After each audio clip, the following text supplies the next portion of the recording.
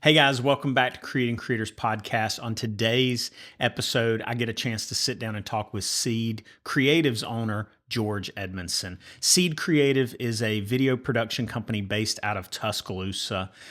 George has really grown this from just a simple one-man show video production company to probably one of the fastest growing and well-known video production companies in the state of Alabama.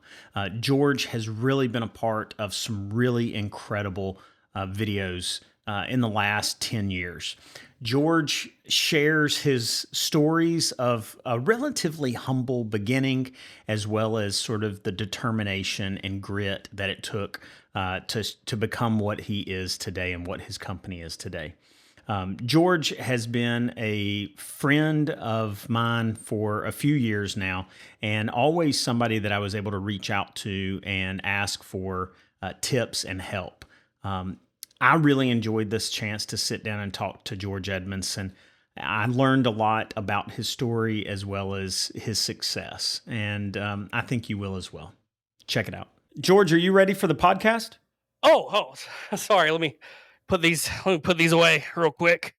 Yeah. So, all right, let's do this thing. That's a great start. I That's like a funny. it. We That's should a have funny done one. that. We should have done that at the beginning. Hey, man. How you doing? I'm doing well. How are you? I'm alive. Either that or I'm talking to AI right now, right? We're not allowed to let you know if we are AI or not. So, All right. Is anyone screening this for us? Like, do we have an audience? yeah, there's like 30 people right there. Nope, just us. All right. Just us. Just us good. and a couple. And a couple. Oh, look, listen to. Hang on. They're not in the Just shot. us. You got to bring them Just in. us and a couple of Emmys. Yeah. Hey, is Kristy there? No, Kristy's not here. Just my Emmys. Oh man, That's funny. and Nick. Yeah, I was about to say, is he going to keep walking in front of your shot the whole time during the podcast? Yes, he was. No, he should be in the control room like a good boy now. There you go. So, Starbucks might be in the shot a little bit. That's okay. Brian, I woke up at 3:30 this morning, and I've not been to bed since. So I'm loopy, which is perfect for podcast content. I agree. So I agree. Well, I too have been up since 3:30 or 4, something like that. But mine was more, I couldn't sleep for some reason. I had a meeting this morning at a coffee shop, and I was like, you know what? I'm going to go ahead and get up and start getting ready. I mean, I waited like a couple hours just laying in bed awake for a little while. Yeah. You were probably up and actually active. Well, yes, but I'm pretending to be a bigger deal than I am. So I wake up every single morning. I wake up every morning at 3:30. Every morning, 3:30. I've done it for years. And we have a client in Poland. They don't ask me to do this. It's something that I do because I'm already up. So, and I'll like check with them, talk to them because they're getting in the office, and then I go back to sleep. Typically, is what I do. But this morning, my son had essentially a basketball injury yesterday, and he woke up like when I woke up at 3:30, and he was like needing some assistance with this basketball injury because he was in some pain. So I got up and was moving around, and once I'm up and moving around, it's done. It's over. So like I was just up for the rest of the day. So and that's what happened today. Okay. All right. I figured you were up and at it with, well, I mean, it sounds like you were with clients to some degree, or usually at least. So, yeah. Yeah, typically. Okay. I mean, even if it's just again, and they don't ask me to do this or anything, so they have made it very clear. They're like, don't tell people that we make you do this. They don't. It helps me kind of establish the day and where I am with them, and I know that things are fresh on their mind. And again, it's just a natural thing that I do. I've always gotten up at that time ever since I was about 18 when I worked for UPS. I had to get up that early. And so my body has just never stopped doing that. And so I'm like, it's not a big deal. I'm up already.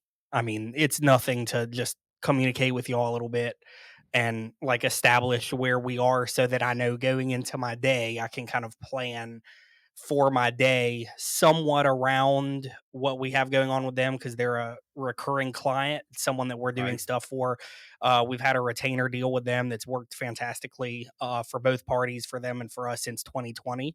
And so that's just kind of it just works. It helps me as much as it does them. Nice. Okay. All right. Well, I don't want to talk too much Sorry. without officially starting. No, don't Okay. apologize. But George Edmondson, are you related to any of the Edmondsons out in the Hueytown Oak Grove area, possibly? It's possible, man. It's Okay. not a common name, and I don't know. There are some Edmondsons. So my family's originally from Maryland, and so I have this Okay. weird hybrid accent of Maryland and redneck. And so yeah, but with that said, I think there are some Edmondsons sprinkled in like the Gadsden, Asheville area as Okay. well. So Yeah. up in that area for sure. Those if there's Edmondsons there, I'm probably related to them. Okay. I taught in Edmondson Hmm, back at Oak Grove, so that's why I asked that. I gotcha. But let me go ahead and officially thank you for being on this podcast today, man. And I do want a little bit of a throwback here because this is not the first podcast that you and I have been on together. That's correct. This was, I guess, a while back. You had your own podcast that you were pretty frequent with as posting, Yeah. and you invited me to be a guest on yours, which was probably one of definitely just a highlight of my career at that Oh, point, and super thankful for that opportunity just to get to know you a little bit better, and then you even took the time to highlight me. I don't know how many people that are watching this probably have seen your stuff, but they probably wouldn't have remembered that bald headed guy that randomly popped in occasionally, or that we've one done time. well. Thank you for that. We've done a poor job, and by we I mean me, because Nick is probably listening right now, and he's like, "I keep telling you to do podcasts," but yeah, dude, it's what's funny too is looking at that. I'm wearing the same. Hold on, let me. It's And there. there you go. Now I I can mean, that match. is that's your style. Now the viewer, and this is for viewers, if you're only listening then you need to go find a video, but yeah, that's what I wear every day. I do that somewhat intentionally, that way it reduces brain power in the morning with whatever I have to put on, but then also it's funny because it like you would never know that podcast that we're watching right now on the screen that could have been a week ago. Like, who Right. knows? You're still bald, I'm still fat and wearing a hat, you know what I There mean? you go. So I've got that same hoodie up in my closet, so I could there go you grab go. it right now. We'll just finish off from where we left off. So, Yeah, man. The all right. Well, differentiator with this one, I'll be wearing a backwards hat. How's that sound? there you go. There you go. Now we can tell the difference. Yep.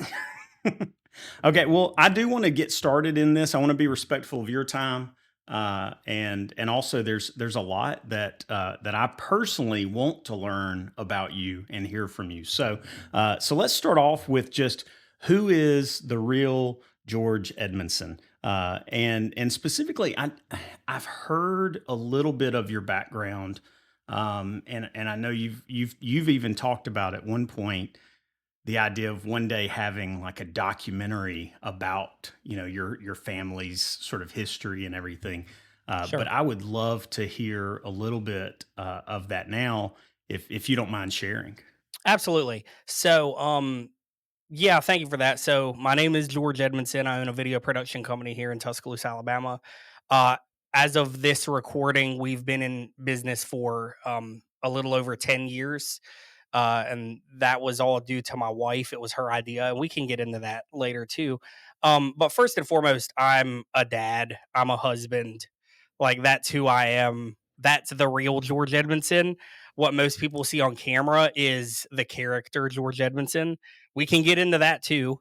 There's not a lot of difference between the character and the real one, but sometimes I am a little bit more hyper, a little bit more elevated. That's intentionally because there's a brand that I'm trying to establish as George and as Seed Creative. So everything that is ever done is typically usually intentional. But yeah, man, I'm a Christian. I'm involved with our church, very involved with our school that my kids attend. And that's who I am at my core. Is that's what I care about, is my family, is my wife. Um, but then there's the backstory of George Edmondson, which I can go briefly, but if you want to stop me at any point and keep me, keep me going or whatever, you just do it. We're good. Yeah. So yeah, long story short, man. So like I had what some may consider a little bit of a rough childhood. Other to others, it's no big deal. But we did have, my real father had some mental health issues and illnesses that he had to work through, and due to that, it did cause my mom to have to leave my dad with us, somewhat just out of nowhere to us, but in the middle of the night. And after that decision was made, I was homeless for a while with her and my brother, and so we lived in a car, we lived in a tent for a while. I believe at Oak Mountain State Park. We were living there. The people that worked there were they understood the situation and just let us stay there until my mom could kind of get her plan together with what were the next steps. The first step was to get away. The next step was live. Like, how do we survive? Um, and so a lot of trials and a lot of testing through that time period, but we ended up finally crashing down in Tuscaloosa, at a place called the Hannah Home. So that's a place for battered and abused women and children. It's a homeless shelter, and very by the grace of God, my mom had a degree in early childhood development, and it just so happened that when we were living there as residents, the Hannah Home had a job position come open for like a nursery director, because there's a lot of women that come in and they have young children, and the purpose of the Hannah Home is give them a place to stay, a place to live, and then help them get a job, maintain that job, and then eventually move out. So like that's the goal of the Hannah Home, is get women in for a temporary time to help them get on their feet and then leave.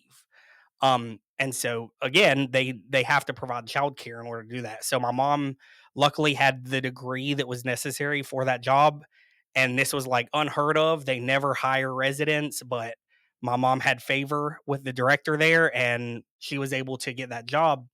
And so we ended up living at the Hannah Home, what was supposed to be a 2 week, 1 month situation, for 7.5 years. Wow. And so my mom worked her way up and she became the director or the assistant director of the entire facility. Um, which was really neat, and it's an incredible story because she came as the woman who needed rescuing, and by the end of it she was pulling women out of situations, and she was the body and the person that was helping get them out of situations that she had been in 7 years prior. So it's an incredible story, and we do hope to tell it one day, while being truthful and being honest and being very real, but also like at the same time, I want to be really respectful of family members that I do have that are still living. My father has passed away, but I want to tell that story, and again in an honest way, but also to give honor to my dad, who made a lot of bad mistakes and decisions, but I think most of that was due to some mental illness stuff that he was just not able to work through. And so it's a tricky, scenario that I've put myself in, especially talking publicly about it. Um, but I mean, I want it to happen because I think that it could help people. It could help men, fathers and husbands, understand the ramifications of certain behaviors, and then it can also help women who may be in a situation and they don't think that they can get help, or they don't think that they don't think that there's anyone out there to help them, and it's like, no, there are many people out there that are there to help you, and that's the purpose of places like the Hannah Home and stuff like that. So there's a lot of reasons, and then ultimately, and my wife and I had to have a lot of talk and prayer about this, and I really had to make sure that I was comfortable saying it's just a cool story too. Like, that's why I wanna tell it. It's just a great story, and I think that it could be impactful and entertaining simultaneously, and I think that it would be challenging emotionally, but I also think it would be a lot of fun to do that because I lived it, I was there, and so, I know I went a long time on that, but that's kind of the backstory, and then also answers the question about the Yeah. potential of either a documentary or a feature film or a series or something like that. Yeah. So recently, I talked to a guy by the name of Drew Callner, and Drew, he's based in Birmingham, but he did a similar thing. He himself um, uh, struggled with drug addiction, and specifically, I think it was like the either opioids or heroin or something along those lines, and and he did a documentary that included himself and his mother in his story, as well as a lot of other people in the Birmingham area that have struggled with drug addiction. It seems, in some ways, as artists and creatives, I think the there's like a therapeutic sense to telling even our own story, but especially the story of others too. Yeah. So I think that's a really, I mean, first of all, I think you do have a beautiful story because it is a story of redemption. It's a story of hope. It's a story of kindness, from others in a lot of ways. And I look forward. I mean, I always enjoy hearing little pieces of it, and I look forward to hearing, whatever it is that you ultimately decide to put out about it. So I appreciate you sharing on this. Let me ask you this: how did you get started in the world of video? And I've heard pieces of this before too, because I think it starts with a couple of tracks, probably, if I'm correct on that, Yeah, so when you say or tracks, do you mean trucks. I think trucks? trucks. Okay. Maybe that's the term I'm supposed. I'm not educated in the lingo, but I think it's trucks. Maybe. So I think you're referring to a skateboard, right? Exactly. Exactly. Okay, there we go. in So my truck pitiful way. That's right. That's right. So anyone that doesn't know, the trucks are the two metal pieces on the bottom of a skateboard that connect the piece of wood, the deck, and the wheels to the board. So those are called trucks.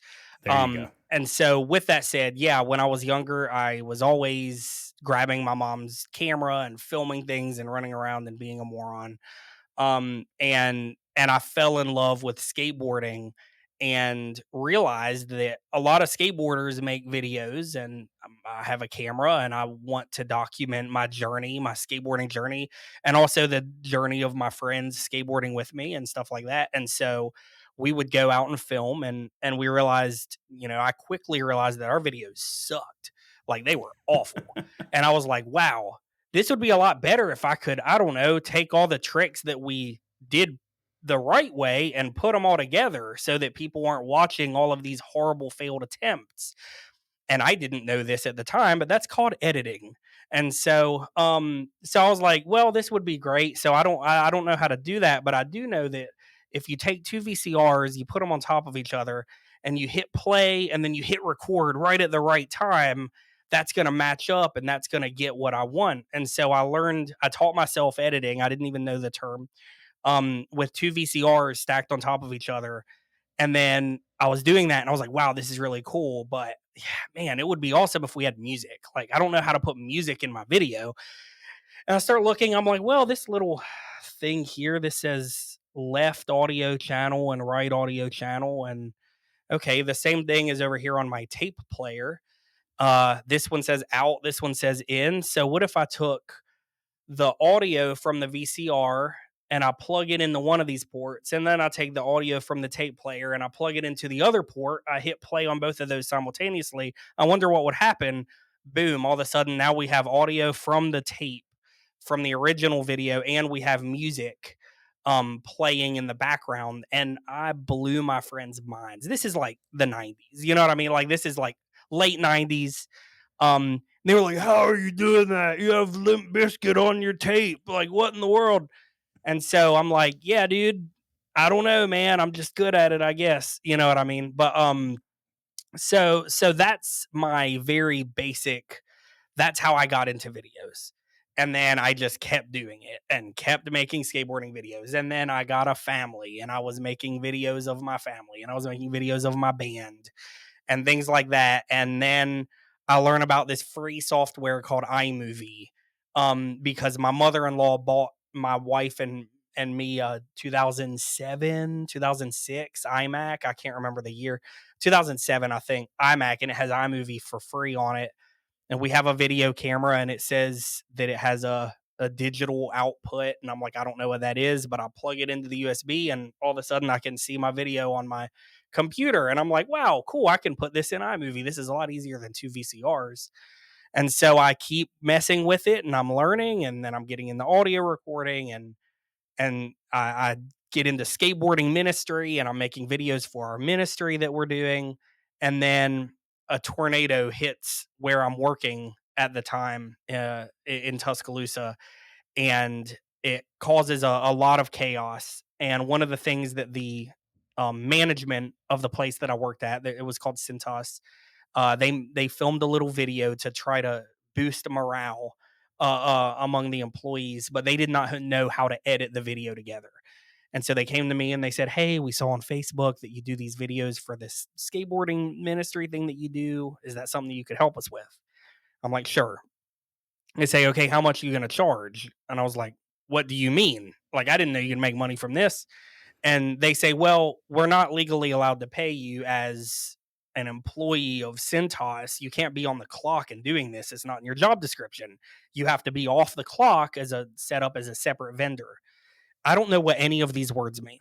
Like, not, I mean, I know what vendor means, but like, I don't understand the concept of this. But I'm like, "Oh, okay." Like, I fill the paperwork out and they're like, "Okay, so how much?" And I was kind of like angry at them a little bit, like just from the amount of work we were doing. It wasn't their fault. It was a tornado's fault. Um, but I looked at my check and I had taken home $600 on my last check. So I just used that as the guide and I said $600 to edit the video. And they were like, "Okay." And I froze for a second. I didn't let them see it, but I'm like, "What in the world? Are they going to really give me $600 for this?" And they did. So I edited the video in like 1 hour and they thought it was incredible. I did it in iMovie, a free editing software, and they gave me a check for $600. And I think it was the second time uh they came to me and they were like, "Hey, the video was a hit. Our management loved it. Like, this went all the way to the CEO and they want you to do more." And I'm like, "Okay, cool. But this time, let me film the video." I had a little Nikon DSLR that at that point, this is a couple years after I had started really understanding, what an SD card was, and you plug it into the computer and you can get a video off of it, from this Nikon DSLR that filmed video. And I'm always like, "This video looks a lot better than yours, so let me film it." They let me film it. I did the same thing. I was like, "I'm going to charge you the same, $600." We do it again, charge them $600. We get the check. After that check, knowing nothing about anything, my wife just immediately looks at me and she goes, "You need to quit and start a video company." And I was like, "You're insane." And she's like, "No, I'm serious." And I'm like, "I don't know how to do that." And she's like, "Yeah, you're smart. You'll figure it out."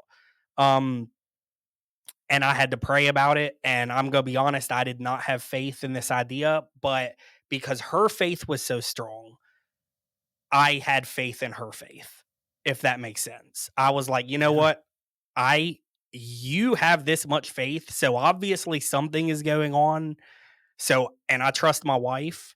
So, let's do it." And now here we are 10 plus years later, being able to make videos and actually, you know, in my opinion, do them a lot better than my iMovie Nikon DSLR shooting everything on automatic settings. Was doing, 11, 12 years ago when all this started really, really kicking off.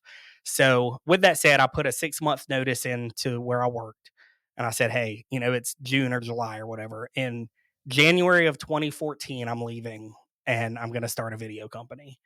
But I'm going to be here for 6 months. During that time, I'll train my replacement. I'll make sure that all of my customers that I'm serving on behalf of Cintas. I'll make sure that they all know I'm training the person. They're going to do as good of a job as I've done with you, if not better. And I don't want to leave Cintas in a bad situation where I'm like, I quit. So during that time, simultaneously, I was working, and then when I'd get off, I would just immediately go to YouTube and Google and everywhere else and just find out how to run a video company. And in 2014, there were some, but there were not that many resources like there are today. There was not a Right. Creating Creators podcast. There was not a George that was up there like just telling everyone how he's done it. It was very, very limited, but there were some. There were some people out there doing it. Ripple Training, Mark Spencer and Steve over there, they were doing content on Final Cut Pro and stuff like that. And I started understanding and learning that Final Cut Pro is, and a lot of people make fun of this, and I love that they do. They're like, Final Cut Pro is the big brother to iMovie.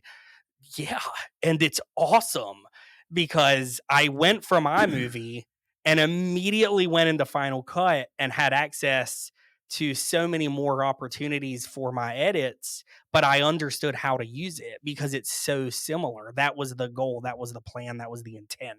And so anyone that makes fun of that concept, it's just funny to me because I'm like, dude, this is living proof. We've made millions and millions of dollars as a company, all thanks to how easy it was to go from iMovie to Final Cut Pro. I genuinely believe that. I've told this to the team at Apple. Like, I genuinely believe, even if it's not as robust as other NLEs, it works for us, and that's all that we care about, and that's all our clients care about. Sorry, I went off on a tangent there, No, but no. but that's kind of where we, how we were founded is my wife. I left in 2014. I asked people on Facebook to basically crowdfund my first camera.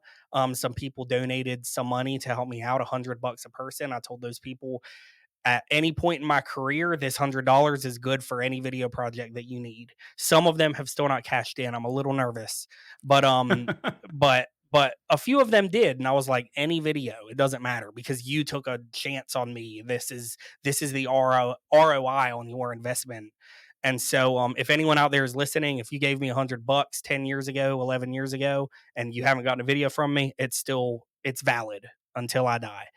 I think that's a really good just idea in general to, Yeah, it's I don't know. I have a lot of respect for that idea that you're like, hey, I need something from you, but you've always got like somebody you can call on for this. absolutely. Yeah, After that, that's yeah. cool. Yeah, dude. I mean, there were people. I mean, they didn't do. It didn't fund the entire thing, but then we're very fortunate that my mother-in-law saw the vision as well, and she came and helped with the other associated costs that I wasn't able to make for that camera. The camera was a Canon 5D Mark III, and that's how I Which you started my just company. recently got rid of, right? I just no, no, no, no, no, no. Oh, I did not get rid of it. I retired well, it. retired it. If I Yes. don't know if Nick, are you listening? Nick, Of course, Nick Nick, is listening.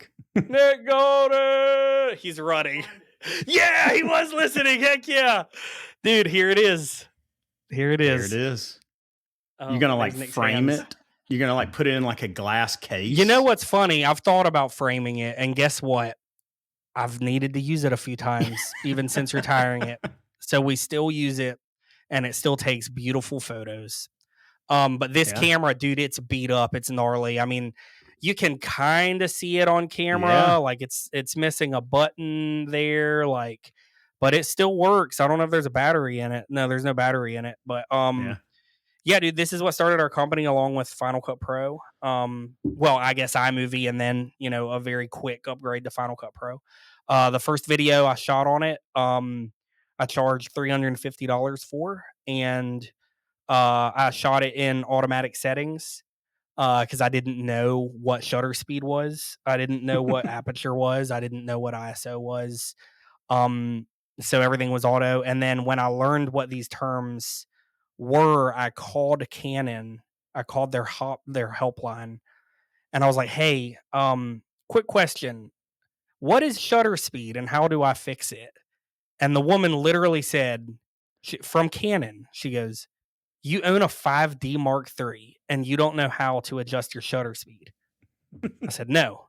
What is shutter speed and how do I adjust? And she said, it's the little dial on top where your index finger is. I said, oh, cool. Okay. What does that do? It makes it darker or lighter, and hung up. And it's like, you know what I mean? She wasn't about to fool with me, but I thought that was funny. Nick might know that story, but I've never gone too in depth with it. But yeah, anyway, we still use this camera if we need it. I mean, if it's here and if we need it, why not? You know what I That's mean? cool. Well, so I want to go back to your time at Cintas because Okay. we have a mutual friend, from what I understand, because of your time at Cintas, Johnny LaFoy. Johnny Johnny. actually pointed me in your direction whenever I was teaching at Oak Grove, teaching video and photography stuff, and just looking for people to sort of connect with and talk to and learn from, and then also potentially have as like visitors to the classroom. And Johnny pointed me in your direction. I think he was on your route, I guess, with Yep. Cintas. He was one of the clients or worked for one of your clients. Right. And Yeah, I believe it was CarQuest, I think is who he worked for. yeah. And then y'all Um, also have both have an affinity for drums or just correct. music in general. Right. So I think y'all sort of connected over that stuff. Yeah. But that it's your story is really incredible. I mean, we already talked about the beginning of it, but then also the way that you got involved in video. It's like passionate. You know what I mean? Like it's something that people there's like an emotional pull on it. Even the fact that you were like, I don't have money for a camera, but I'm going to figure out how. And it seems like resilience and just determination just seems to have gotten you where you are through so many hurdles. Mm. You come to a hurdle and you're like, there's a way over this. I've just got to find it, or around it, or under it, or through it. So I have huge respect for what you've done, what you've been able to accomplish, and again those challenges that you've overcome throughout your life. Thank you. So, my life, I had nothing. I had nothing, like literally nothing. And so, dadgummit, Brian, why are you going to make me emotional? We didn't have anything. And so I'm like, well, crap, I don't have a camera. Can someone give me a camera, please? I'm going to use it. I'm not like this weird bum that's saying I need gas money, but really I need it for something else. Like, I need a camera so I can take care of my family. Like Yeah. that's where my heart was. That's where and again, it all comes back to family. Like if my wife had not said that, I would have never done that. But like she wanted to do it, she believed in me, so I was like, all right, well, we're gonna figure it out. But yeah, dude, like I mean, even still, like when we don't have something available or when we need help, I just ask for help. And most of the time, there's going to be someone out there that's going to be willing to give that help.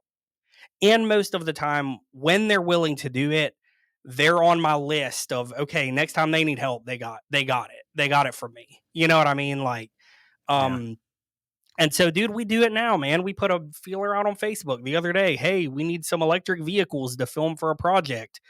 Boom, we got someone. Hey, I know somebody. You know what I mean? And so it's better to just ask. And even if you come off as needy, it's like, well, you are needy. You need some help. Like just ask for it. Don't be like embarrassed or shy of it. Most I w- people don't care. You know what I mean? And if they do yeah. care, then you don't need them in your life. I would If you also need help, just ask.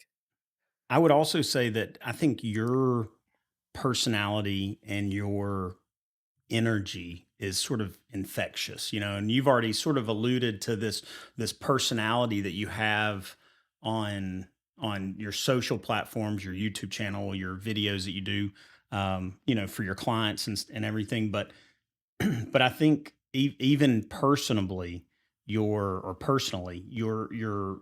personality is one of those things that draws people, and Mhm. I think that's something that I've used you as an example before, as like sort of like this company has found success, and talking about potentially, throughout my career, like considering the idea of going out on my own and doing a video production company. I've always been like, man, look, George found success. But then I always have to remind myself, and I add a little caveat. I'm like, but George's success is so much tied to his personality. It's tied to like people want to work with him. And I think I'd be curious what your take is on some of that. Um, I mean, because I know from an outsider, it's sort of easy to say, man, he's got such a great personality for the type of work he does. But how have you seen your own personality, or even been just with through interactions with other people, uh, that personality sort of benefit you and carry you forward or draw people to you? Um, my mom always prayed for favor with me and with other people. She always prayed for favor, let him have favor with the people that he's around. And so I think that a lot of that is rooted back to my faith, but also to my mom's prayers over me as a kid, and just my mom's continued support, and even um I mean, even overboard with her just praising praising my abilities in whatever I did, even if I was terrible at it. You know what I mean? Instilling a confidence that was false most of the time, but other people might not know that it's false. And so confidence is confidence to those people. And so if I can come into a room with this camera and convince you that I know what I'm doing, and then you believe it, and then I guess the difference is, like, I'm going to make sure I do everything in my power to actually pull it off. So, we've walked into situations where people are like, well, can you do this? Can you do this animation, or can you do this video? And I'm like, yeah, we can do it. We've never done that before a day in our life.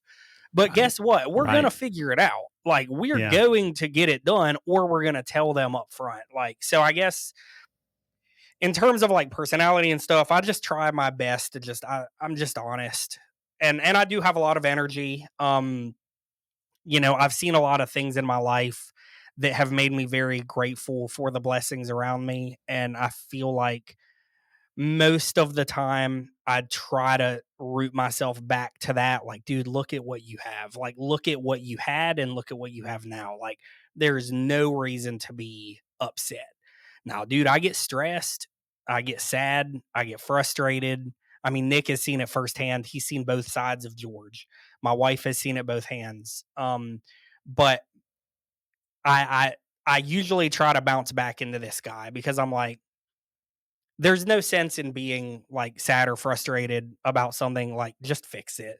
That's probably a fault of mine, where when there's a problem, I'm like, I have to fix it. Like, just fix the problem. Like, don't get sad about it. Don't get worried about it. It's like, okay, we broke a lens. So, well, oh well, lenses break. It's not like, don't get upset about it. Just be like, all right, is it usable until we can get another one? Can we borrow a lens from someone? Like, just fix the problem. It's not that big of a deal. Unless someone dies, like, Right. most problems are not that big of a deal. They're not. Right. You know what I mean? And so that's my outlook on life. And it's not, dude, it's not always perfect. It's not. I mean, there's many, many times where I come into the studio and I look at Nick. I mean, I think I did it today. I'm like, dude, I just don't want to do this right now. Like, I don't want to edit this video, or I don't want to talk to this client right now. It's nothing against them personally. I'm just tired. Um, but then there's other times where I like had my Starbucks and I'm like, dude, let's do a podcast with Brian Pope. You know what I mean? And There you so go. it doesn't matter if I got up at 3:30 in the morning. Like, I'm glad I got up this morning. You know what I mean? And um, so I don't know if that answered your question whatsoever. If you Yeah. want me to reel it in, I definitely can. So, No, no, I like it. We've sort of touched on this already a little bit, and I want to go ahead and sort of cover two of these slides. okay. So I want to talk about Seed Creative, but in that, I also want to talk about your work. Okay. And so let's talk just in general. What is Seed Creative? I'd love to know a little bit of the origins of the name, Okay. and then talk about some of the work that you have worked on, you are working on, Sure. some of these projects, especially the stuff that you really enjoy and enjoy talking about. Sure. So we can start with the name. So the original name was Seed Digital Media. That was the original name of my company. I was 100%, and Alan Collins is going to laugh if he ever hears this. I was just looking at people that were doing what I wanted to do. He had a company called Birmingham Digital Media, and I was like, "Well, I've gotta be different, so I'll be Seed Digital Media." My wife was like, "That's a terrible name." And I was like, "No, this is cool." But anyway, we quickly rebranded to Seed Creative once I realized once again she was right. Um, Seed is based on many passages throughout the Bible, but particularly the parable of the sower. And so that is that if you plant your seed among thorns, they're going to choke them out. If you plant your seed among a pathway, it's going to get stumbled across. But if you plant, I'm butchering this, but if you plant your seed in good soil, it's going to bear fruit. And so the concept is kind of a give and take situation where if a client brings an idea, we look at that like a seed, like give it to us, let us help nurture that and grow that along with you into a deliverable, whatever that deliverable is. At the same time, like I want to be doing the same thing for them. Like I want to be pouring into their lives in one way or another so that they can walk away with a smile on their face, and it's a give and take. Um and so there's that. Also, fun fact, George means farmer. So my name actually means farmer, and I think that, you can look at that from however you want to look at it, but I just thought that it was a fun little coincidence that I would also name my company Seed Digital Media. I can describe the logo a little bit if people are watching. Yeah. If you're not watching, our logo is a circle and inside is a grouping of trees. So the concept here, it's very subtle, but now that you know what it is, it has a little bit more significance. But essentially, the circle is a seed. Um, and then inside of that is its potential. So like we've got this tiny little seed, but out of this one or, a couple small seeds, you can grow a forest. You can grow something magnificent and huge and beautiful, so much bigger than yourself. And that's my ultimate goal. And I know that we're going to get there. But that my ultimate goal is to build something a lot bigger than George. That's why I never called it George Digital Media or George Creative. It's Seed Digital Media. This is a single seed that's going to grow into something a lot bigger.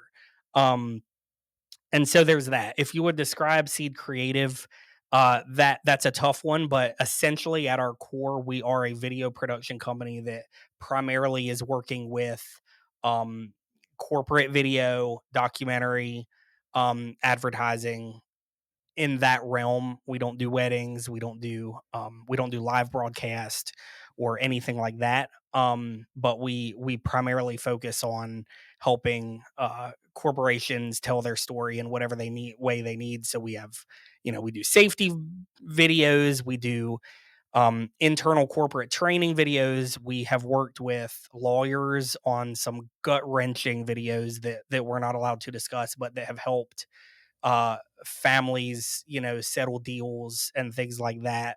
That I can't get into too much of that, but we've done things that like people never know about, they never see. And so there's a lot of videos that will never see the light of day. We can't even post behind the scenes about those. Um, but probably our passion is documentary. I mean, I was being kind of silly at the beginning here, but we are multi Emmy award winning.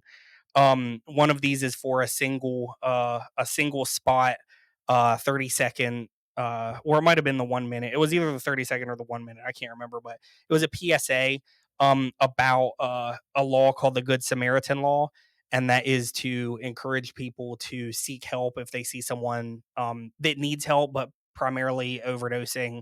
There's a heroin epidemic right now that is going on, and so we're really trying to encourage people to seek help.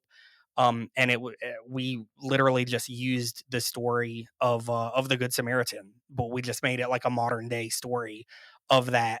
And that was this Emmy here, and then this is the first Emmy, and this was from a feature length documentary that I did, um, about a historical documentary, essentially about the history of Alabama. I mean, that's the easiest way to put it.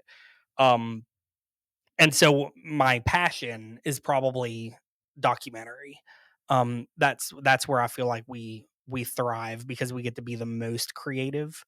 Um, Aside from, we also get to be pretty creative. One of our favorite clients is called Motion VFX.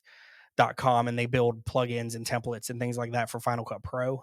They're our client in Poland that I was speaking about earlier, and they just let us do whatever we want. There's a lot of trust in that relationship, Brian. I I don't want to. I know want. why they trust us, but I want to play one of these because okay, this is really like you get to do some really cool things yeah, dude, with motion VFX. yep. So this one here, I mean, how many people have dressed up as Marty McFly and been in a DeLorean? You know, not too many people. Probably not too many. That man, we love that video. Like, and we did a lot. If you want to pause it, well, that's okay.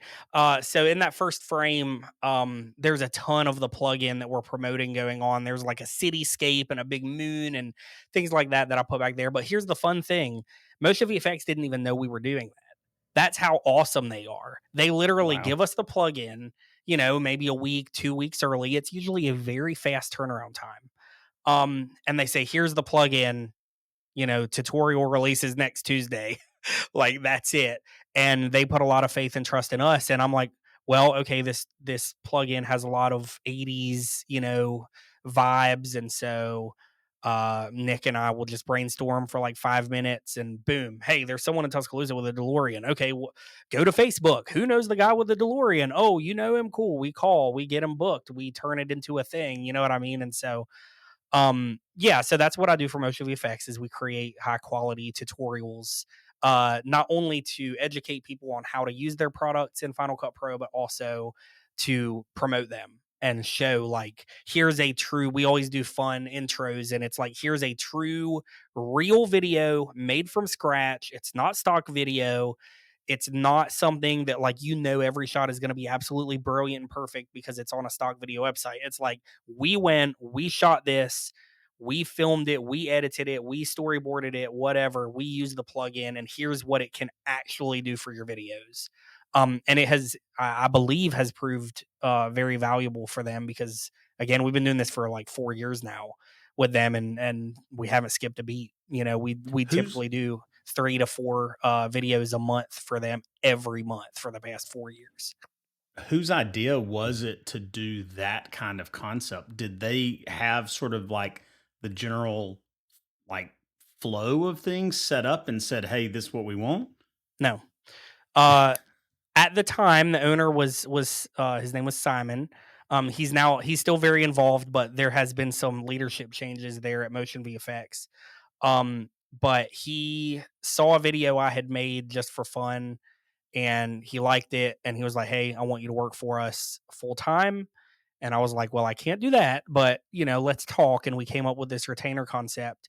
And the initial idea was actually for us to just be like promotional content.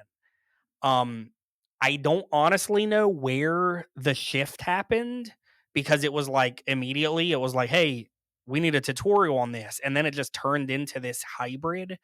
But no, it was I mean, I'll have to take credit for that one. It was my idea to always do a custom intro and it just stuck and it works really well and it shows that like Motion VFX they're willing to invest, you know, in these videos because they care about the product that they make and they care about their clients, their customers getting the best that they can get.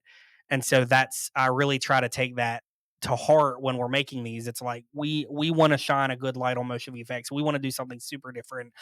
I don't know because I don't look at our competition. I don't consider us having any competition locally or abroad. It's just we're doing videos and so do other people. Other people make templates and plugins. Cool. Good for them. But I'm not aware of anyone who you would think is like our competition doing what we do. If I'm wrong, you can spam the Yeah. comments below. If they do, cool, like that's awesome. But I'm not Yeah. aware of anyone that does it this consistently for 4 years, where they're creating a custom intro for every plugin for every single tutorial. I'm not aware of any. I've never seen anything like it, Yeah. and it is a really just it's a really cool project for y'all because y'all get to be super creative. creative and do whatever you want. In some ways, that could probably be a little daunting, but you seem to really thrive in that kind of environment with that kind of freedom. Yeah, absolutely. There's been many times that Nick and I are like, "Oh my gosh, what are we gonna do with this plugin?" Like, we have no ideas, and then just something will just hit us, and we figure it out. Sometimes, man, like sometimes stock video is better. So every now and then, and when I say every now and then, I mean out of the hundreds of videos we've done, maybe 10 of them have stock video, like as like a full stock video Right. without me as Yeah. part of the intro.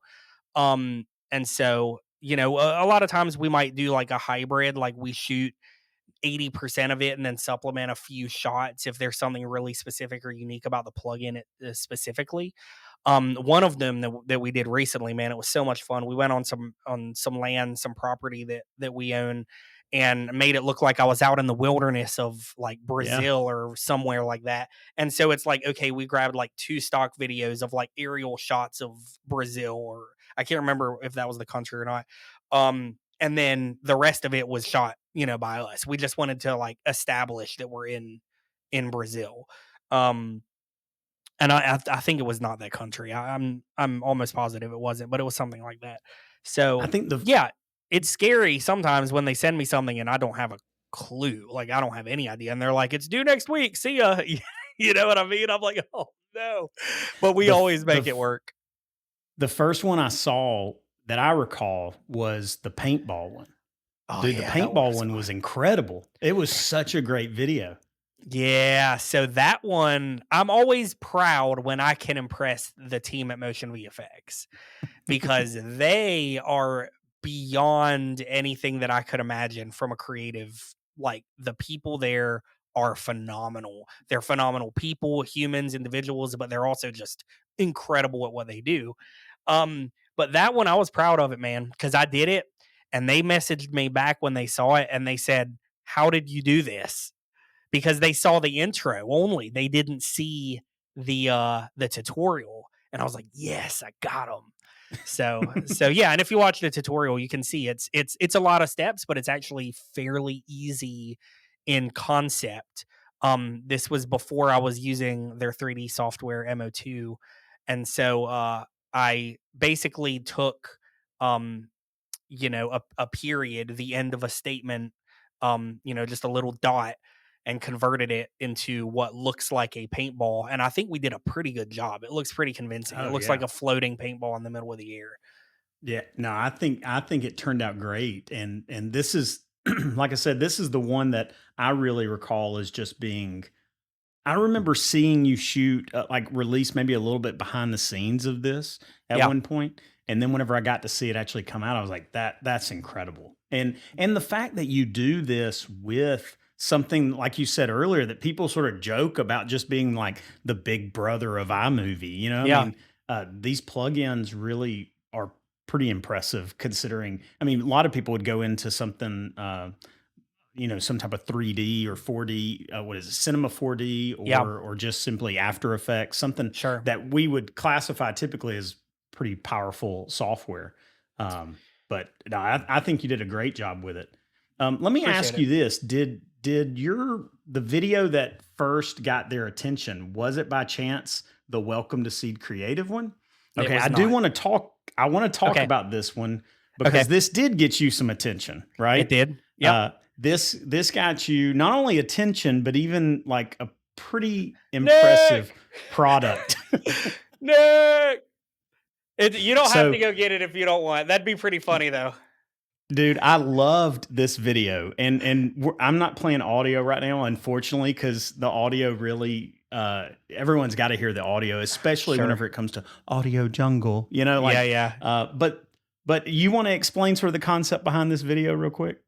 All right, here's the concept. All right, Nick is bringing it, but don't show him yet. Don't show him yet. Just Yeah, sit yeah. it down like right Hold there it. for me. Yeah. So the video is me being a moron. So the concept is I walked in on, let's see, it was probably like March 27th, March 28th, something like that. Walked into our office and I said to the fellows that were there, it was before Nick was here. but a guy named Scott and a guy named Adam. Adam is still working for us full time. Um, I said, "Hey, I've always wanted to make a April Fool's video, and I have this idea. I thought about it when I was driving into work. We have time today. Let's do it. We have an hour, hour and a half." And they're like, "All right, what's the idea?" I said, "Okay, the idea is we are making a promotional video for our video production company, and we're talking about how good we are. But our video is just terrible." And so that's the I don't know if duality, that's probably not the right word. I'm not very smart, but the idea is we're talking about how great we are, but our product in and of itself that we're using to talk about how great we are is just pathetic. And so they're like, "Okay, that's pretty funny. Well, what do you want to do?" And I'm like, "I don't know. Grab a camera and let's just start rolling." Dude, we didn't. The only thing that I think I knew was gonna be the audio syncing joke, and Yeah. that I would just be an Yeah. idiot. But I I will admit that I did gain inspiration for the audio syncing joke from Conan O'Brien. Ironically, when Final Cut 7 switched to Final Cut 10, and they were joking about how bad Final Cut 10 was. So if you have not seen that video, you will see where I gained the inspiration for that specific joke, the audio syncing joke. Other than that, it was just, I was like, let's walk outside and start rolling. And dude, I don't know, something came over me and I came up with this just idiot character where I'm talking like, hello. And I do stuff like that where like I cut myself off and it doesn't make any sense. I'll like start a sentence and then interrupt myself with a completely different sentence. Just weird stuff. And I was just like having fun. And we made this video and there's all kinds of funny jokes in there that only video people will understand. And They're perfect jokes. thank Like you.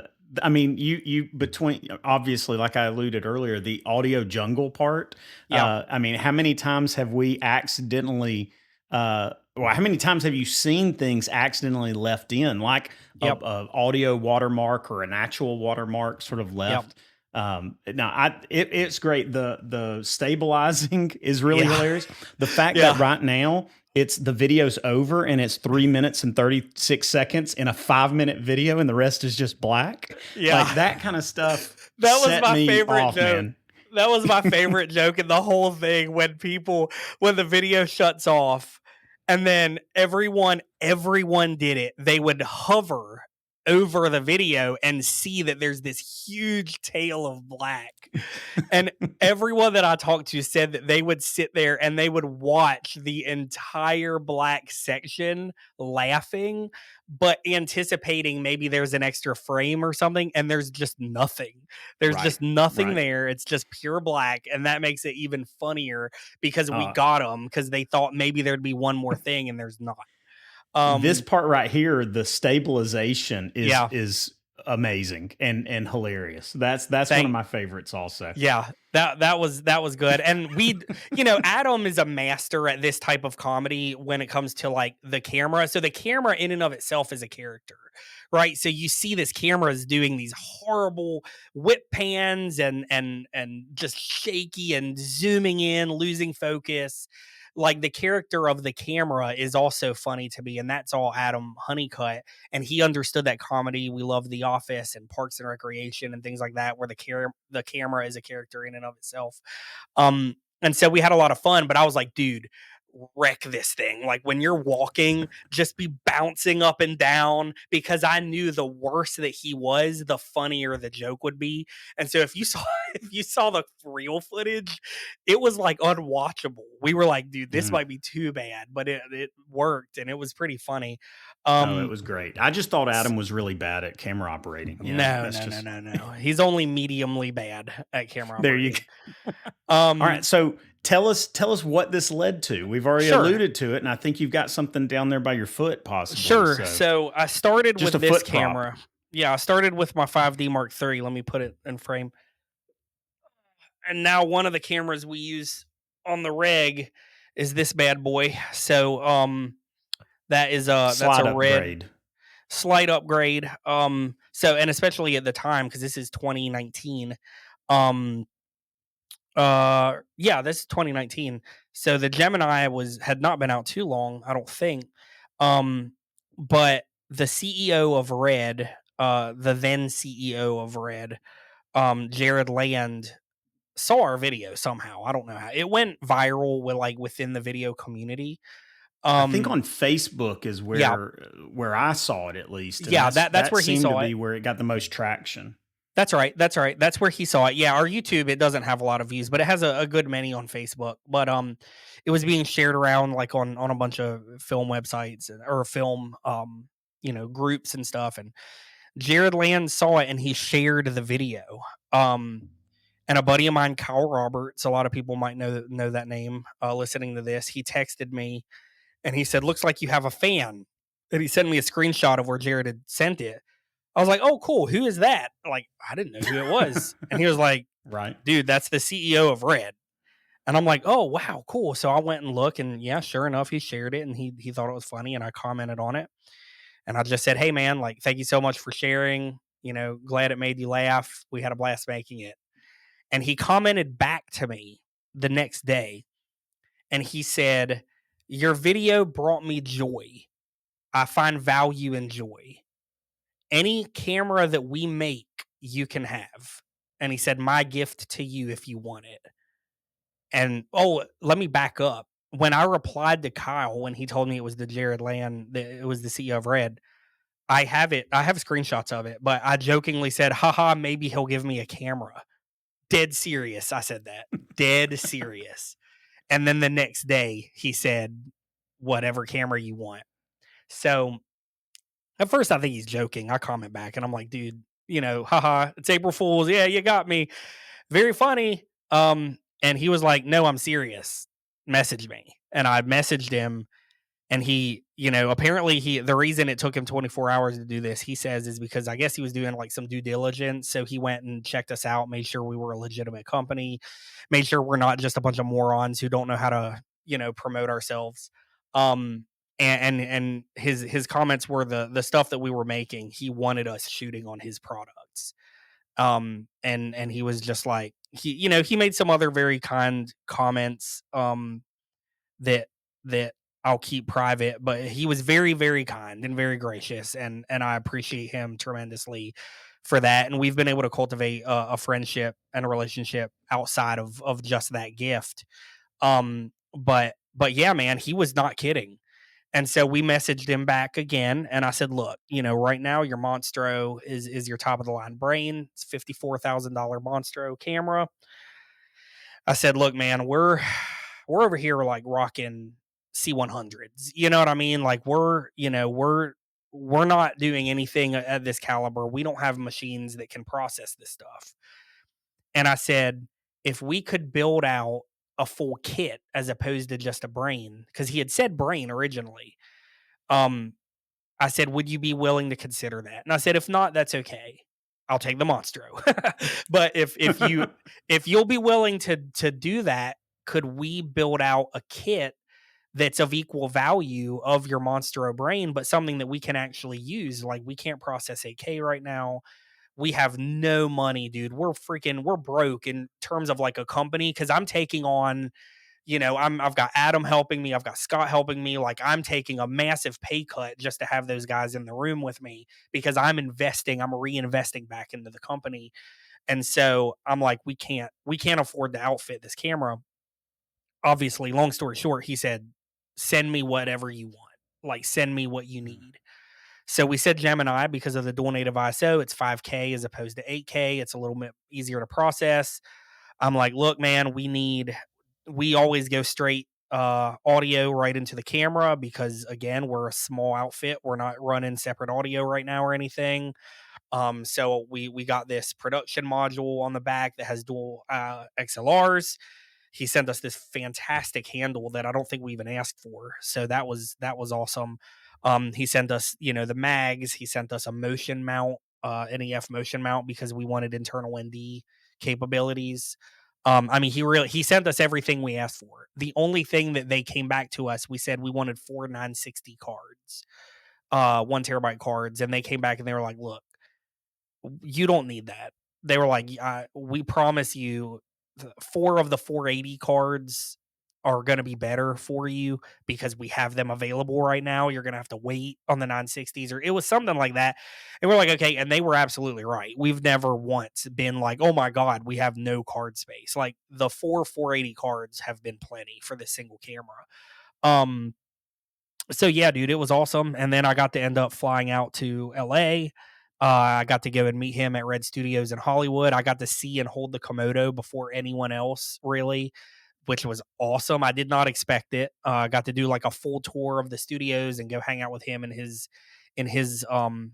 cave, his man cave, his office. His office is a full soundstage, by the way. People don't know that. That's cool. It's an entire soundstage is his office.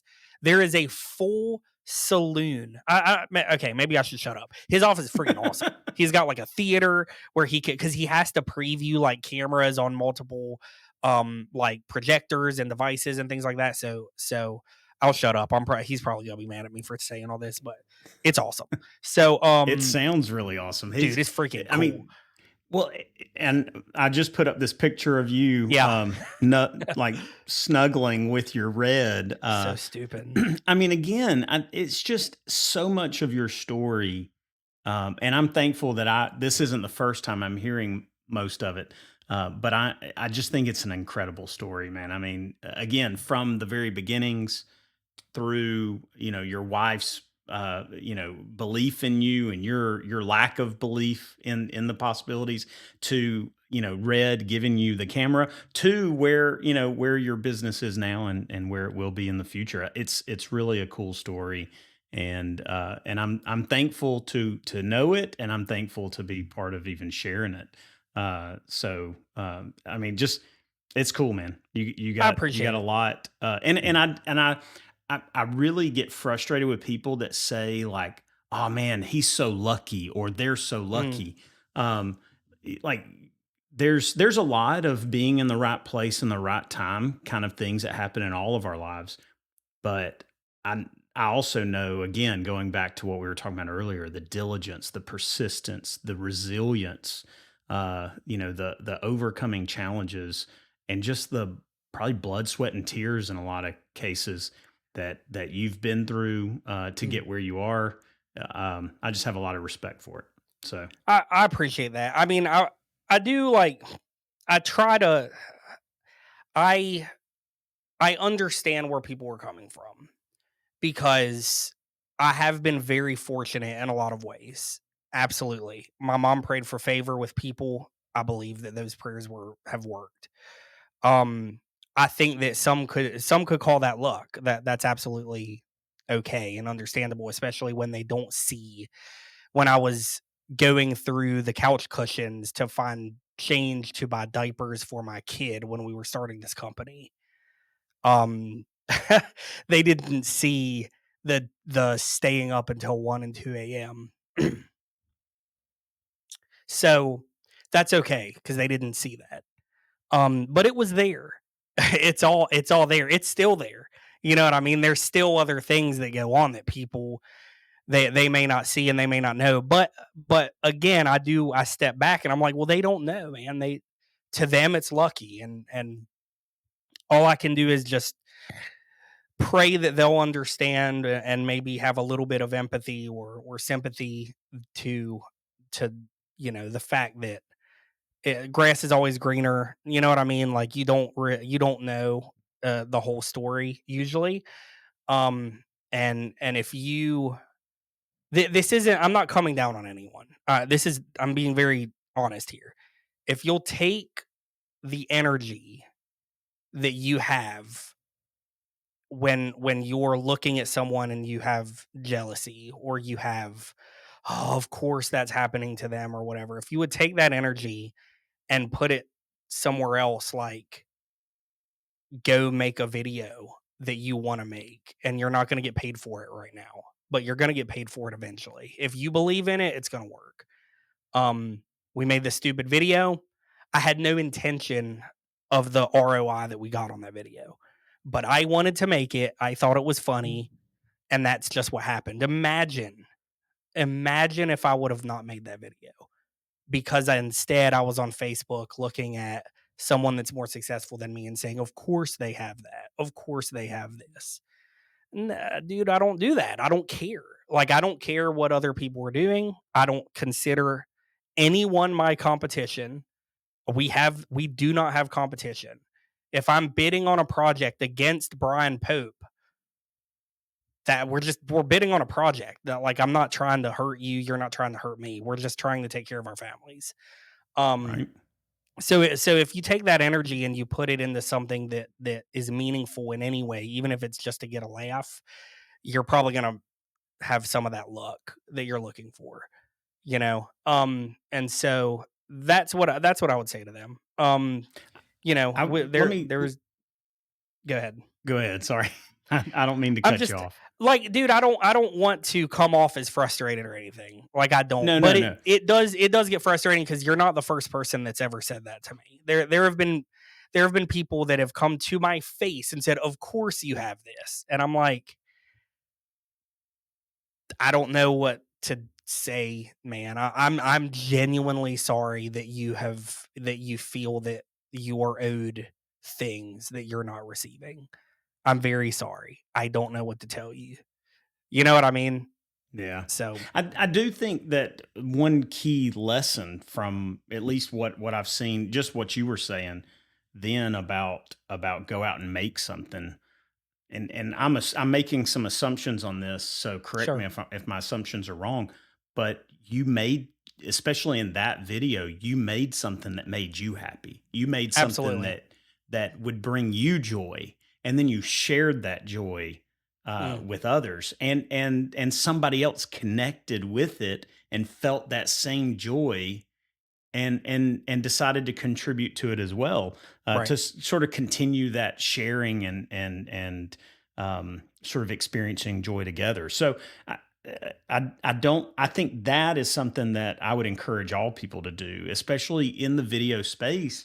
If you're feeling bogged down, if you feel defeated, if you feel like you're just not where you want to be, go out and make something that brings you joy, brings you happiness, and share it. And it may do really well and bring you some good attention. It may not, but ultimately, I think just in making that and getting that out there, you're going to feel better because you experience joy while making it. Sure. So, and I think in that case, you did that and it paid off for you. Absolutely. But So even if it wouldn't have paid off, you still had a great time doing it. yeah, so it's going to pay off in one way or another no matter what. So I have multiple examples of this where I wanted to make a documentary about a friend of mine named Matt Hogue. Great human being. Yeah. And I begged him Ninja, Nikon is that Ninja. Yeah, Nikon Nikon Ninja? Ninja. That's it. So I begged him for, I don't know, a year, 2 years maybe. He really wasn't sure. He was kind of a little nervous, which is understandable because he has a pretty powerful story. I finally convinced him. I was like, "Look, just come down to Tuscaloosa. I'm not charging you for the video, and you're gonna get like a little promo out of it too. Um, let's make it. If you don't like it, we'll scrap it." And he agreed to it. He came down. I filmed with him for, I don't know, an hour and a half.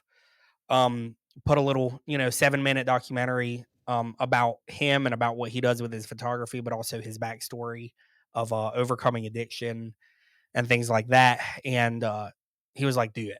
He was like, "I think this could help some people." And you know what? It could help him too. So we put the video out, and it did really well. A lot of people. I teased his photography. I didn't show a single photo. Um, let me let my wife know that I'm in a meeting, but I'll be done in a A second. One very second. important meeting.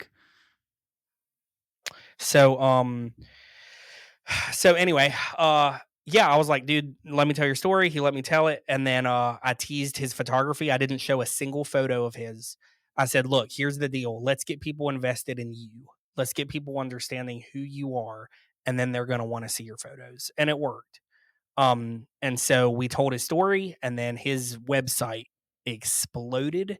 He started getting orders from all over the world, and it was mostly it's because he's a good photographer, but it's mostly because there was a connection to who took the photo. And they were like, "We want to support you. We want you to know that there's people around the world who are thankful for you sharing your story. We now work with Matt. He is in The Good Samaritan that we won the Emmy for. He was a advisor on that video, as well as he is one of the actors in that video. He's an actor in a couple of the Good Samaritan videos that we've done. So that's another cool thing about his testimony, that he overcame addiction and now he's being part of these videos that we produce that can help people as well. But with that said, everything I do is with intention. That's what I said earlier in the podcast. Everything we do, even the energy that I brought to the table when I sat down in this podcast, I told Nick, I'm going to come in with some energy because we got to hook people. I intended on using his video and his story, and I told him this, as a sales tool. And I was like, look, here's a 7-minute documentary. If you need a documentary or want a documentary, here's proof that we can do it, because we had never done anything like that really before. That led to the documentary that won this Emmy. So had I not made that documentary for free of Matt, I wouldn't have been able to show the Tuscaloosa Arts Council. And the Tuscaloosa Arts Council would not have been able to show that to the Alabama Arts Council. And the Alabama Arts Council would not have showed that to Alabama Bicentennial Commission, who then hired us to make a documentary. Yeah, you've got some of it playing right there. So then we made a documentary for the Alabama Bicentennial Commission about their legacy project, in which they were creating 16 panels of art that are bronze pieces of art that are surrounding the Capitol building in Montgomery. That's what the documentary was about. Had I not done that, we would have not gotten that documentary. Here's the other crazy thing: we got our red at the same time we secured that documentary, and so the first thing that we truly shot on our red camera was the documentary. So all of that kind of happened at the same time. So that was really cool. And that was, again, that was like, these are also days. I mean, Scott, bless his heart. There were some days where our clients would cancel on us and he'd come all the way to Tuscaloosa. I'm like, I'm sorry, buddy, we have no work for you. And he has to turn around and go back home. Like all of this is happening at the same time, where we're still trying to figure out how to be a company with more than just George, which is, again, what I'm trying to do. Is build this beyond myself. And so it's pretty crazy, man, because it was risky. You know what I mean? Like, I was filming a free video of me being an idiot. I was filming a free video of me, walking around with Matt Hogue in Tuscaloosa, but it was intentional. There was a reason to do it, and it was to prove to people. It was to use it as a sales tool. It was to tell a great story that can help other people. It was the funny video is to make people laugh. Like, there's intent behind it. We're not just going and filming a bunch of B-roll of a forest because it's pretty. It's like, that's cool if that's what you need to do, and if that brings you joy, that's cool. But like, there's intent behind the product that we make, as opposed to just another flashy B-roll video to try to get some views on Instagram that won't amount to anything. You know what I mean? Like, anyone can do that. Anyone can follow an algorithm or a system and make some pretty videos, but like, does it mean anything? Is it doing anything for anyone? I mean, sometimes it is, but most of the time it's not, And so, if anything, man, I just want to encourage people to be intentional behind everything you do, behind every conversation that you have with others. um I don't know if we were wrapping this up or whatever, but that is a little bit of an end cap on some of this. Is go into things with a good attitude, a good mindset. Be honest. We've told many clients that came to us that wanted a video. We've said, yeah, you don't need a video. I know you want to hire us for this, but you don't need this. This isn't what's best for your company. um or we'll pivot and we'll say, you think you need a sales video, but you don't need a sales video. You need a training video. The reason that your company is maybe not doing well is because your people don't know what to do with a sale when they get one. So let's figure out what's going to serve you the best together, as opposed to just taking the money and run. Yeah. Well, just that was a lot that you shared just then, and I Sorry, think no, not at all. Don't the coffee apologize. hit. Um, I think, I mean, one of the slides I've got pulled up right now is just what would you tell this guy? Mm. I'm assuming that that middle one is you when you were young, right? Yeah, yeah, that is Yeah. me Okay. at my dad's house before he passed away, I think. Yeah, Okay. I believe so. And My then dad this had is you. definitely not passed, yeah. This is you up high on the skateboard. Right, yeah, so that's at, Yeah. the skate park, the skate ministry that we did. I ran a skateboarding ministry for about 10 years, well, it was 9 years and some change, and, we had, like, a full indoor skate park. We hosted, national skateboard competition or not competitions, but, like, demos, like, we did a lot of cool stuff there. So that place Yeah. holds a special place in my heart. But I understand. I mean, based on what you were just saying, like the advice seems like you might give to maybe new up and coming, or what would you have go back and tell yourself, or somebody that's in a similar situation? Is this idea of like be intentional with what you do? Mhm. Is that something that you? I mean, that sounded like advice that you were just giving to some degree. Sure. So, yeah, what would I tell the younger me? Um, I would definitely say be intentional with everything you do. Now, I'm very fortunate that I feel like I followed the advice I would have given. And so in that in that side of things, I would probably say, "Hey, good job. Look. Look at what we've been able to do. Good job, buddy," you know? Um but I mean, I would say, "Hey, sometimes you do need to slow down a little bit." Because I mean, I've talked to my wife many times about this, and she knows. And Nick knows, poor Nick. Um, when I get fixated on something, especially if it's a problem, like I will not stop until it's either fixed or I know I have been defeated. You know what I mean? And that is even harder pill to swallow because I'm like, I can't let this thing beat me. You know what I mean? I have to fix this or whatever. Or like I'll just get fixated on like one thing. Like it'll be something stupid where they're like, "Hey, we need the certificate of insurance to say this." And I'm like, "Oh no, it doesn't say that. What do we do?" And I'm like calling insurance people and all this and they're like, "No, it means the same thing." And I'm like, "But they said it has to say this." And I get fixated on it and I won't shut up about it. And Nick is like, "Dude, you need to calm down. This is not that big of a deal." And then the client comes back and they're like, "Oh yeah, that's fine too." And I'm like, "Okay." I just spent like so much time like fixating on this one thing that wasn't that big of a deal. Anyway, I would probably say like, "Hey, dude, like put your phone down." I'm good about it now. Like I have one of the reasons I got the studio was honestly so I could separate work and home because I was when I was living in it, when I had my office at the house, some people were great at this. I was not. I was always at work. I was always at work. I was always running up, let me just make one more edit. And then it's 2 in the morning and I'm like, oh crap. It's 2 a.m. My family's asleep and I'm up here like an idiot, editing this video that is not that big of a deal. And so yeah, I would say just, hey, it's okay to take a vacation every now and then. It's okay to slow down. Other people, especially now, other people can run this. Nick Golden, he could run Seed Creative. Like he could do it. Him and Adam, like they could run this place without me here. And that's the goal. That's the intent. The intent behind C Creative is to build this up to provide jobs, to provide stability, and also to provide, provide myself with a retirement eventually.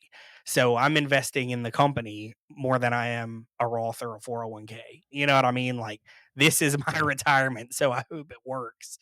Um, but anyway, yeah, I see you've got to tell me about family. Well, I want to be Sure.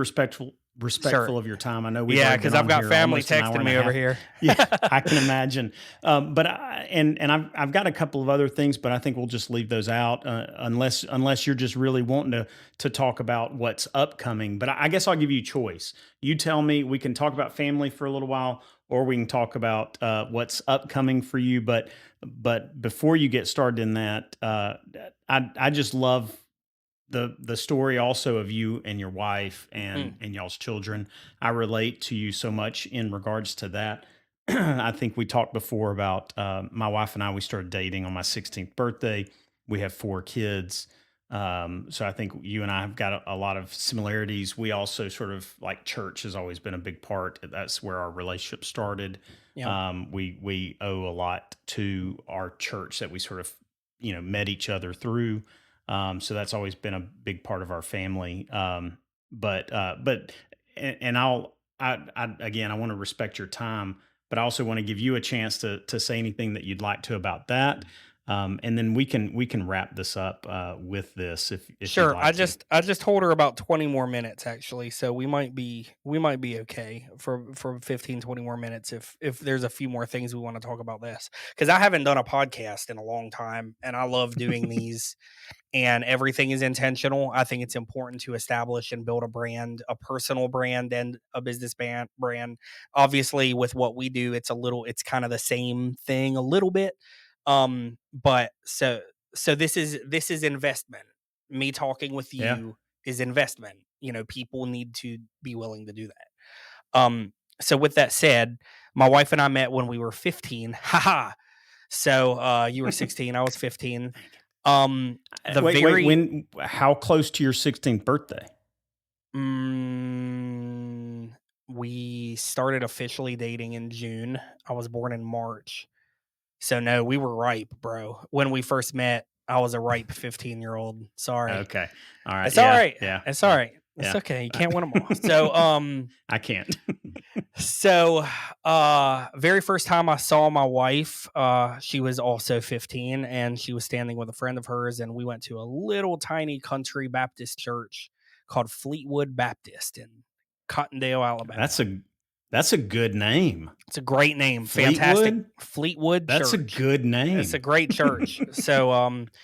So anyway, we're there, and of course, like Baptists do, hey, take a few minutes and hug everyone's neck and we have a little fellowship time.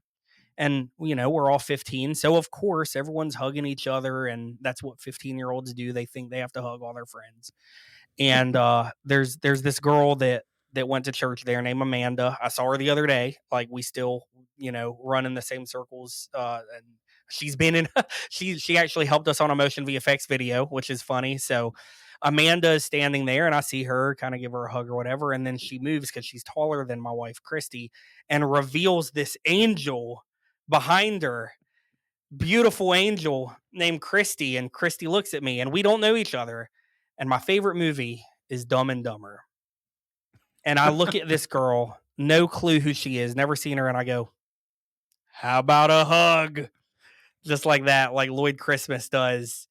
And she almost does the same thing that Mary Swanson does in the movie Dumb and Dumber, which is she kind of rolls her eyes and looks, but see, Mary Swanson hugs him. Kristy did Right? not. She Oh no. she walks around me and does not give me a hug, and I'm like, all right, I gotta marry her now. That'll show her. And so I go in heavy pursuit because I'm like, okay, this girl won't talk to me. I have a video which I can probably share with you when we're done. Remind me. I have a video because of course I'm 15 and I have a camera and I'm filming things, and I'm filming at this little youth event, and I pan over and there's Kristy, and I go, "Hey, the girl that never talks to me." And she kind of like smiles and walks away, and I have this on video. We still have it. And I'm like, "Yeah, because I'm a skank. She doesn't like me. She came from like this middle class, like nice family, and I'm over here like, you know, was living literally in a homeless shelter a few years ago before I met her. You know what I mean?" And so anyway, dude, I just keep pursuing. And that's something you'll know about me is I won't ever shut up until I'm told no repeatedly, and that just means no for now. Or I know that bridge is burned and it ain't happening, or I get what I want. Like that's just George. That's who I am. We chased a man down the street today. Nick and I did because we saw someone driving a vehicle that we need videos of, and we freaking U-turned in the middle of the street and we drove and followed him. And now we have we have a video shoot booked with this dude. This happened today. So like if we see something that we want, we just go try to make it happen. And so anyway, Pursue it yeah, we pursued at it. all costs. So I'll pursue it, and I I don't know how, but I convinced her to be my girlfriend. My very first real legitimate girlfriend, and then I married her, and we have 4 kids, and it's awesome. So my oldest right now is 16. He's driving. And so I have a son, 16, then a 13-year-old daughter, an 11-year-old son, and an 8-year-old daughter. And we've been married, I think in June we'll have been together for 23 years, I believe but then we've been married for 18 years. Yeah. I Uh, think yeah. we're we're 25 years July 2nd together, Nice. and we're 20 Nice. years this past January. So Okay. I think June 18th we're 21 years or 23 years, I'm sorry. So, yeah.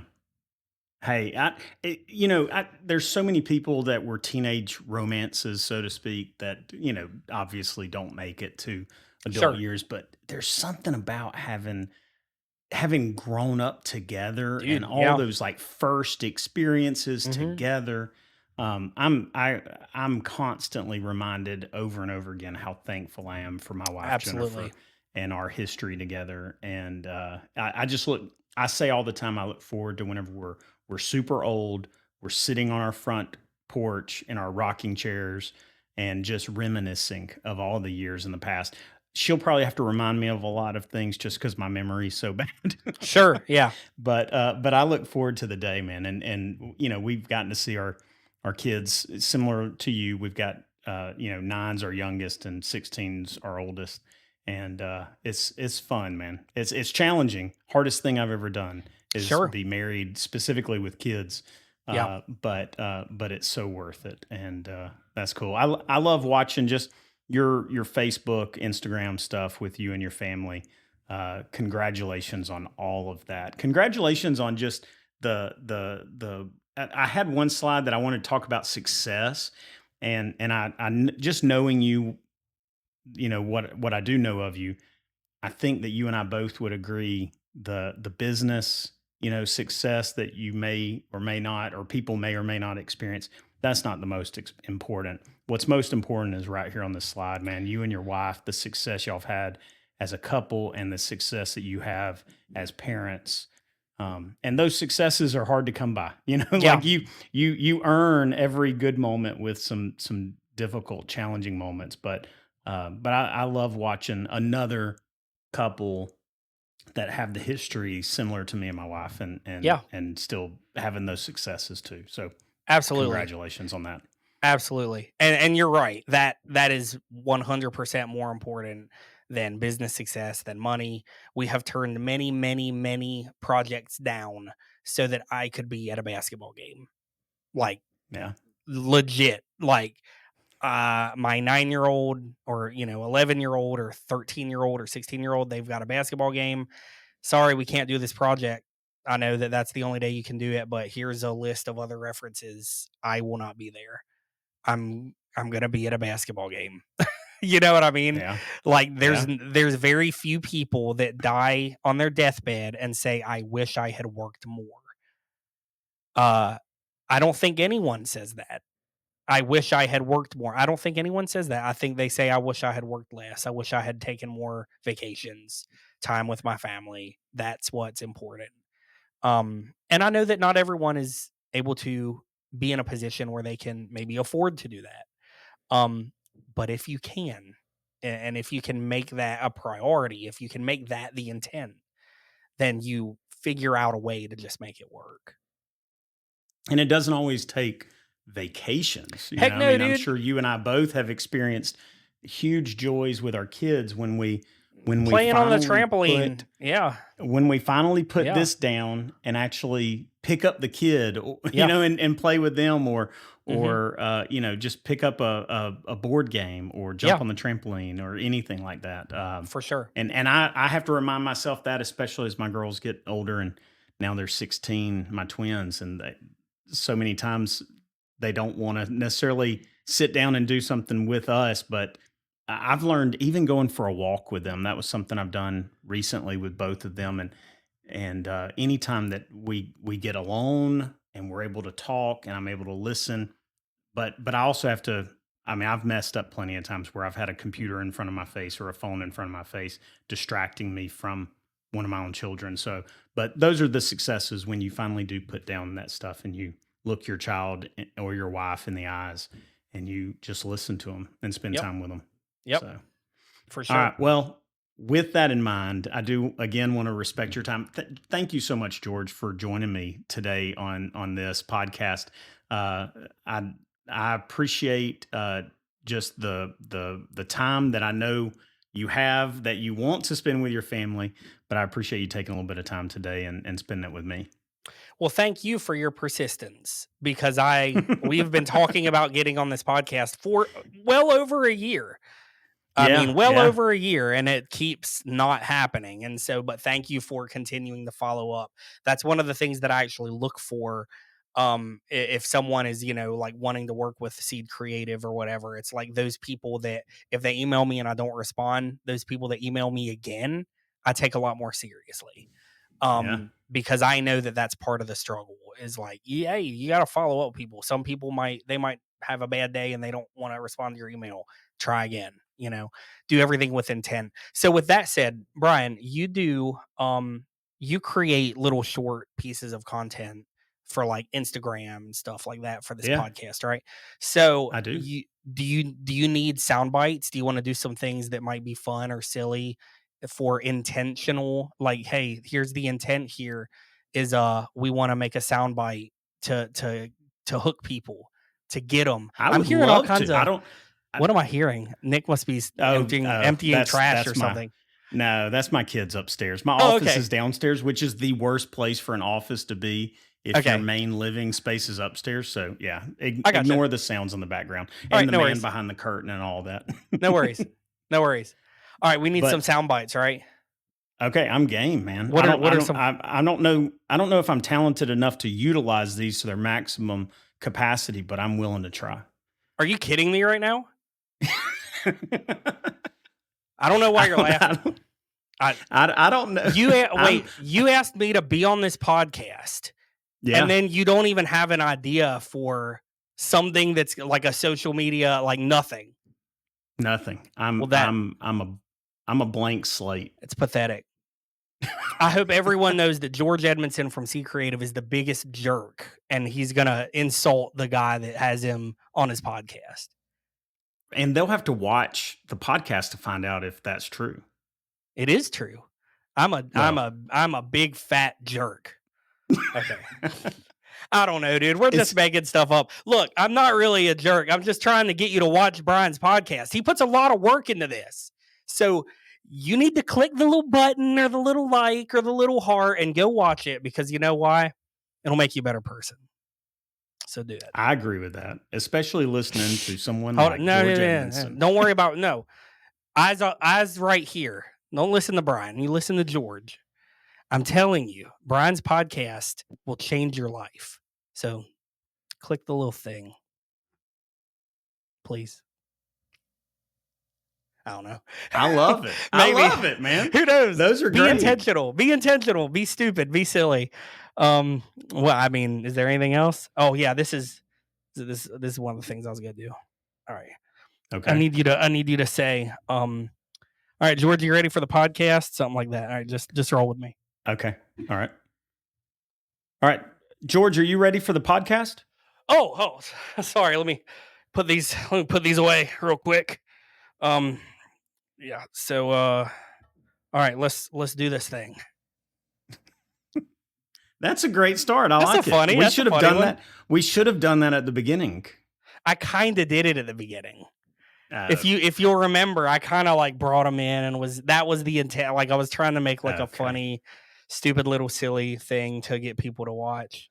So see, that's the problem. If I was responsible for coming up with or working with you and coming up with the creative stuff, you'd have to be explaining the creativity to me every time we did something. That would be, and then that would just get frustrating. I mean, we're creating creators over here. You know, that's so true. That's true. Trying to. All right. Final note.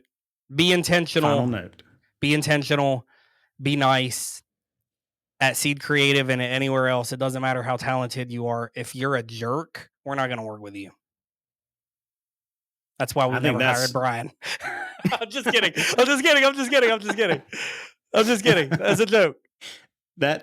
Hey, kindness goes so far. And it does. I think going back to what you said even earlier, man, being willing to like help people out and be a friend. So yeah, absolutely. And I appreciate your friendship, man.